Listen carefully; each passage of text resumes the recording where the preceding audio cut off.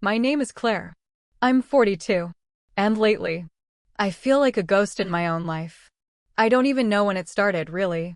That quiet shift between comfort and suffocation. What used to feel like a partnership, like being held up by someone strong and warm, now feels like I'm constantly carrying both of us, pretending I'm not tired. It's strange to admit this out loud, even stranger to say it about your own marriage. But I think I'm falling out of love. Or maybe I'm just starving for something I don't know how to ask for anymore. Mark, my husband, isn't a bad man. He's not cruel. He brings me coffee every morning just how I like it, 2 sugars, no cream. He kisses me on the forehead when he leaves for work. He touches my waist in the kitchen when he walks past me, like he used to do when we were young and wild and insatiable. But now it feels mechanical, habitual.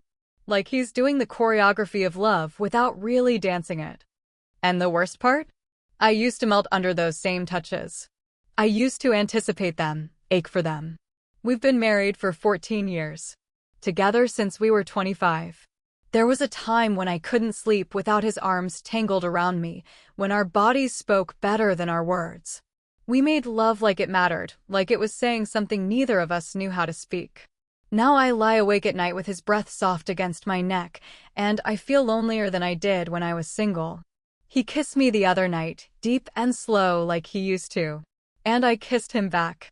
But instead of heat rising between us, I felt the cold tick of a clock in my chest, counting how long I had to pretend. My lips moved, but my heart didn't. And then I pulled away. I made a joke. Something stupid about needing to put the laundry in the dryer. He laughed. He always laughs. But I saw it in his eyes. He knew I'd gone somewhere he couldn't follow. That night, I lay in bed and stared at the ceiling while he snored beside me. The fan spun lazily above us, and I wanted to cry but didn't. I was too tired. The next morning, we had guests, his cousin and her wife. They were visiting from Portland, staying just for a weekend. I made up the guest room and folded extra blankets with more care than necessary, just to avoid sitting across from Mark at breakfast. Later that night, I passed the guest room on my way to the bathroom and saw her, Erin, the cousin's wife, already curled under the covers, reading. She smiled at me through the soft lamp glow and said, "You okay?" Just like that. As if she saw something in my face I hadn't even said aloud. I lied and said I was tired. I couldn't sleep. Again. So I went to the kitchen for water, wrapped in my robe. And there she was. Erin. Barefoot, in pajama pants and a tank top, leaning against the fridge like she belonged in my house. Like she fit. We talked for an hour. Then 2. It was easy. Natural. Like remembering how to breathe after holding your breath too long. I laughed more in that conversation than I had with Mark in months. And when she touched my wrist, just a light brush, I flinched, not because I didn't want it, but because I felt it. Deep. Warm. It scared me. I went to bed before her. Mark rolled over to hold. I need the space between us to feel real again, not filled with unspoken tension and misread gestures. The day after Erin arrived, Mark tried to be sweet. He made pancakes, something he usually only does on birthdays. He woke me with a kiss on the shoulder and a whisper in my ear, "Come on, sleepyhead. Got your favorite downstairs." I smiled at him, trying to mean it. But I was still thinking about last night. Not in a guilty way, just in a noticed way. The way Erin had really looked at me when we talked. Asked me questions. Waited for my answers. Not distracted. Not half listening like Mark does when he's scrolling through the news. Downstairs, we sat across from each other at the table while Erin and Jen, Mark's cousin, slept in. I thanked him for breakfast and he beamed like a boy. Then he reached for my hand across the table, squeezing it. "You doing okay lately?" he asked, his tone light. It caught me off guard. I almost thought finally, he's noticing. But then he added, "You've been tired a lot. Maybe we need a weekend just for us. Get away somewhere. Somewhere sexy." And there it was. His idea of fixing things. A hotel, some wine, maybe a hot tub. A reset button. But I didn't want sexy. I wanted safe. I wanted to sit with him on the couch and tell him why I felt like I was slowly erasing, and for him to listen without trying to kiss it away. Still, I said, yeah, maybe. He stood and came around to where I was sitting, leaned down, and kissed me. Slow. His hand slid into my hair. I felt the familiar push of his tongue, and it was gentle, yes, but it didn't feel like an invitation. It felt like pressure. Like an assumption. I pulled back, just slightly. Enough that he noticed. What's wrong? He asked. Nothing, I said quickly. Just not really feeling it right now. His jaw tightened, but he nodded. Okay, got it. I could tell he didn't. Later, as we got ready for a walk, something Jen suggested, we argued over something small. I said I didn't want to wear the red scarf he bought me last year. He asked why. I said, it's too tight. He muttered, you used to love how it fit. I snapped back, I used to love a lot of things. The words hung there, heavier than I meant them to be. I didn't even look at him. Just turned away and tied my hair up. Mark is a teacher. High school English. The kind of man who believes every problem has a narrative arc and a resolution if you just explain it well enough. But our problem isn't a plot, it's silence. When we walked that afternoon, me, Mark, Jen, and Aaron, I found myself walking just a little closer to Aaron. Not because I was trying to flirt, but because I felt more like me when she was near. She asked about my art. Mark never does. I used to paint, abstracts mostly, messy color stories of whatever I couldn't say out loud. I haven't touched a brush in nearly a year. Aaron told me I should start again. That I had a softness to my voice when I talked about it. That night, Mark rubbed my back in bed, long strokes down my spine. He kissed the nape of my neck, whispered something sweet, and I froze. It wasn't that I didn't want to be touched. I just didn't want to be touched instead of heard. But I said nothing. Just let him believe I was too tired. Again. By the second night, I was exhausted, but not from lack of sleep. It was the pretending. The way I kept nodding, smiling, offering the illusion of intimacy while something inside me quietly pulled away. That evening, after Jen and Aaron had gone to bed, Mark and I were left alone in the living room. The fireplace flickered low, throwing soft gold across the walls, and he sat close beside me on the couch. Close enough that I could feel the heat of his thigh against mine. He turned to me and tucked a strand of hair behind my ear. You've been quiet lately, he said, voice low. Is everything okay? I wanted to say no. I wanted to say I don't know who I am with you anymore. But the words clogged in my throat like molasses. So I just nodded, forcing a thin smile. Just tired, I guess. He leaned in, kissed me gently. And I let him. But something inside me stayed still. When he deepened the kiss, I kissed him back, but it was like trying to dance to music I couldn't hear. His hands slid under the hem of my shirt, resting against my waist, and I felt my breath catch, not from desire, but from the familiar fear that this would turn into something I didn't have the heart to stop. I missed you, he murmured against my lips. I didn't answer. I didn't know how. Then he gave me that playful smirk I used to find charming and tapped my backside lightly. Come on, let's go upstairs. I flinched. Just barely. But enough. He pulled back, studying my face. What was that? Nothing, I said too fast. Just not really in the mood. Mark blinked. Again? He tried to sound patient, but I heard the disappointment behind it. I'm sorry, I said, wrapping my arms around myself like a shield. He sat back, rubbing his jaw. I don't get it, Claire. We used to be, God, you used to want me. Now I can't even touch you without you shutting down. I opened my mouth. Closed it. Because he was right, and also completely wrong. I do want him. Or maybe more accurately, I want to want him. I miss missing him. I miss the version of us that felt electric and effortless, not like work. But now, every touch feels like a question I don't know how to answer. I'm just overwhelmed, I offered weakly. He nodded, but I could feel the wall going up. Not just mine, his too. Later, as he lay beside me in bed, silent and stiff, I stared at the ceiling, my heart hollow. I remembered a time when he'd make me laugh in the dark. When he'd reach for my hand just to hold it. Now even our silences feel like negotiations. Why does everything have to turn into sex? The thought came sharp and uninvited, and once it landed, it wouldn't leave. Why did every expression of love have to be physical? Why couldn't he ask how I was really feeling without his hands wandering under my shirt? I curled onto my side, facing away from him. I felt his hand rest lightly on my hip and I froze. A second later, he pulled it back. I waited for sleep, but all I got was the weight of my own confusion. Saturday night was supposed to be simple. Take out from that Thai place we both like, a bottle of wine and a movie. Jen and Aaron had gone out for drinks with friends in the city, so it was just the two of us again. Another chance to reconnect, as Mark put it. But by then, I was running on fumes, not the kind that push you forward, but the kind that choke you when the windows are shut. He poured me a glass of wine before I could even say no. Put on a movie I hadn't asked for. Sat so close on the couch that his leg brushed against mine constantly. "Babe," he said, casually reaching for my hand. "Remember when we watched this in the old apartment? You cried so hard when the dog died. You were such a mess." He laughed. I didn't. I looked at him, really looked at him, and all I could see was how far we'd drifted. Not just apart, but into different emotional oceans entirely. I tried. I really did. I took a sip of the wine. I leaned my head against his shoulder. I even let my fingers rest in his hand. But I felt numb. Not from the alcohol, from the weight of pretending.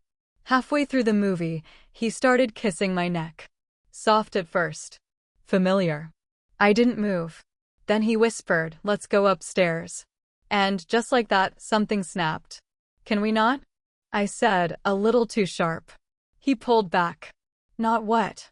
"Not make everything about that," I said, setting my wine down too hard. "About sex. About touching me all the time like that's supposed to fix something." His brows knit together. "Claire, it's not about fixing anything. I miss you. You're my wife." I stood up, pacing now because I didn't trust myself to sit still. "Do you even hear yourself? You don't ask how I am. You don't really talk to me. You just come in with your hands and think that's love." He stood too, his voice rising. "I do talk to you. Every day. You're the one shutting down, Claire. I kiss you, you flinch. I touch you, you pull away. What the hell am I supposed to do with that?" My chest tightened. "Maybe ask me why."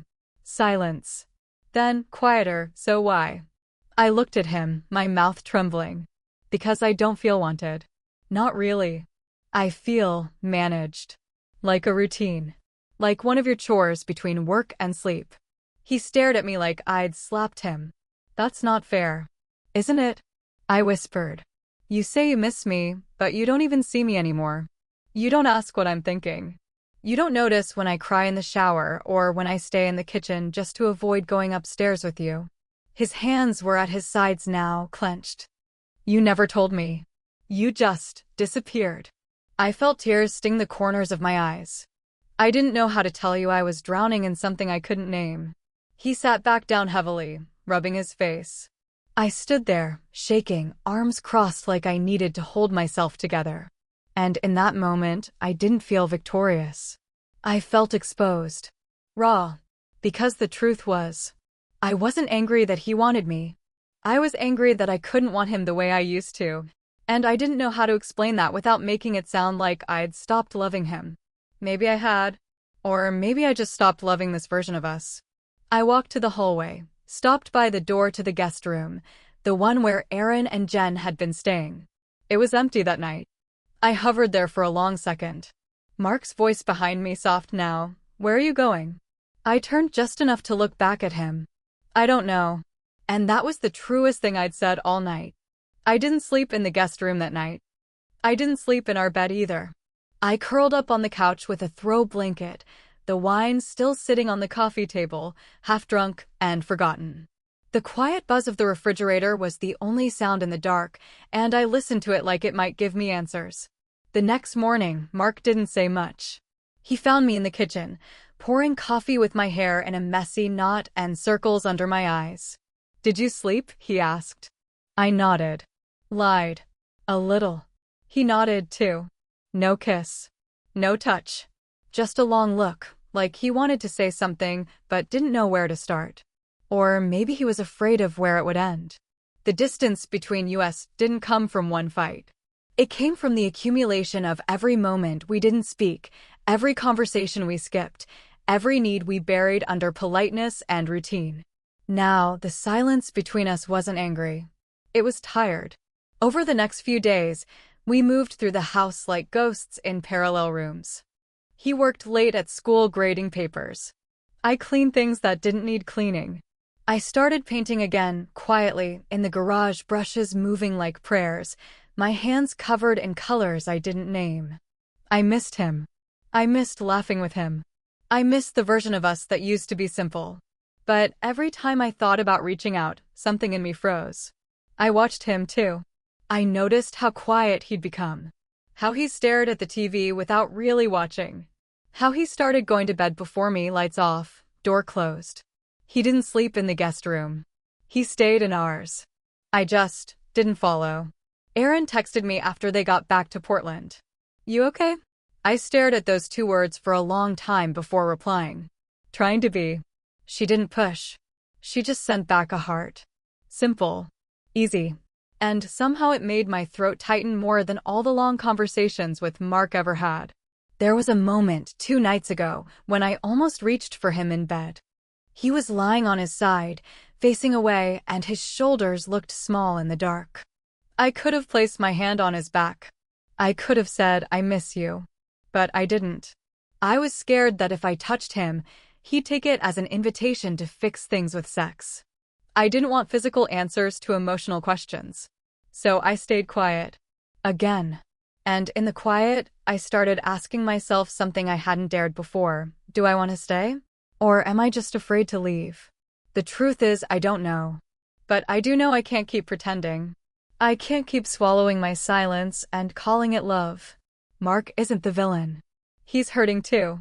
I see it in his eyes every time I walk past him in the hallway, both of us pretending not to notice how much we miss the other. I think we both want to fix it. I just don't know if we remember how. I didn't sleep in the guest room that night. I didn't sleep in our bed either. I curled up on the couch with a throw blanket, the wine still sitting on the coffee table, half drunk and forgotten. The quiet buzz of the refrigerator was the only sound in the dark, and I listened to it like it might give me answers. The next morning, Mark didn't say much. He found me in the kitchen, pouring coffee with my hair in a messy knot and circles under my eyes. Did you sleep? He asked. I nodded. Lied. A little. He nodded too. No kiss. No touch. Just a long look, like he wanted to say something but didn't know where to start. Or maybe he was afraid of where it would end. The distance between us didn't come from one fight. It came from the accumulation of every moment we didn't speak, every conversation we skipped, every need we buried under politeness and routine. Now, the silence between us wasn't angry. It was tired. Over the next few days, we moved through the house like ghosts in parallel rooms.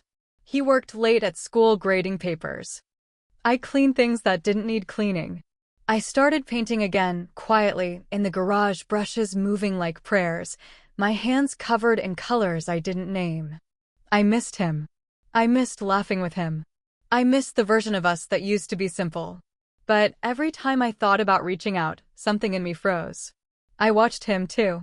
I noticed how quiet he'd become. How he stared at the TV without really watching. How he started going to bed before me, lights off, door closed. He didn't sleep in the guest room. He stayed in ours. I just didn't follow. Erin texted me after they got back to Portland. You okay? I stared at those two words for a long time before replying. Trying to be. She didn't push. She just sent back a heart. Simple. Easy. And somehow it made my throat tighten more than all the long conversations with Mark ever had. There was a moment 2 nights ago when I almost reached for him in bed. He was lying on his side, facing away, and his shoulders looked small in the dark. I could have placed my hand on his back. I could have said, I miss you. But I didn't. I was scared that if I touched him, he'd take it as an invitation to fix things with sex. I didn't want physical answers to emotional questions. So I stayed quiet. Again. And in the quiet, I started asking myself something I hadn't dared before. Do I want to stay? Or am I just afraid to leave? The truth is, I don't know. But I do know I can't keep pretending. I can't keep swallowing my silence and calling it love. Mark isn't the villain. He's hurting too. I see it in his eyes every time I walk past him in the hallway, both of us pretending not to notice how much we miss the other. I think we both want to fix it. I just don't know if we remember how. People think the breaking point in a relationship is loud, explosive, that it shows up like a hurricane, knocking down everything in its path. But sometimes, it's quiet. Sometimes, it's a moment in the kitchen where he kisses your cheek and you barely feel it. Or when he says, "I love you," and your heart doesn't flinch. For me, it was watching him sleep beside me while I stared at the ceiling, wondering how I could feel so cold next to someone who used to set me on fire. My name is Claire. I'm 42. And for a long time, I thought staying was the same as loving. I thought if I just kept showing up, kept performing the rituals of our marriage, dinner, laundry, the occasional night out, half-hearted sex, I was doing my part. But what I've learned is this: love without truth is just endurance. Mark and I, we're still together. For now. Maybe for longer. I'm not sure yet. But things aren't the same. And maybe that's a good thing. That night he asked me to come back to bed, and I did. It wasn't about surrender or forgiveness. It was about choosing to pause. Not run. Not perform. Just be beside him, without pressure or pretense. And since then, we've been learning how to speak again. Slowly. Clumsily. We've talked more in the last 2 weeks than we have in the last 6 months. Not about big things. About how he misses how I used to laugh during movies. About how I miss how he used to listen without trying to fix me. I told him I don't want affection to always lead to sex. That sometimes I need space before I can feel desire. He listened. Really listened. And he cried. He said he didn't know I felt so far away. And I told him, honestly, that sometimes I feel like I'm disappearing. That I don't know if I'm still the version of myself I was when we got married, but that doesn't mean I don't want to find my way back to something real. He didn't promise to fix everything. He just held me. And for once, I didn't flinch. But here's the other truth. I still think about Aaron. Not in a scandalous way. Just in a what-if kind of way. What if that night we stayed up talking meant something more than it should have? What if the ease I felt with her was a glimpse of something I've been missing, not from a specific person, but from myself? She saw me. She asked about my art. She reminded me there are parts of me I'd forgotten, or maybe buried to survive the marriage. And sometimes, late at night, I still wonder. Did she feel it too? But I'm not chasing that. Not now. Because what I've come to realize is this: before I can love someone honestly again, I have to stop lying to myself. About what I want. What I need. And what I'm afraid of. I'm afraid of being the one who leaves. I'm afraid of becoming the villain in someone else's story. I'm afraid of hurting a man who's still trying. But I'm more afraid of living a life where I disappear by inches. So I've started painting again. I tell Mark when I need space. I let him hold me when I feel safe. I sleep in our bed. Most nights. But sometimes I still go to the guest room. Not because I'm angry, but because sometimes I just need to remember who I am when I'm alone. And he understands that now. So no, this isn't a love story in the traditional sense. There was no grand gesture. No sudden fix. But it is a story about truth. About standing still long enough to hear your own heart. About choosing to be honest, even when it's uncomfortable. She slept in the guest room, but ended up in my bed. And maybe that woman was me.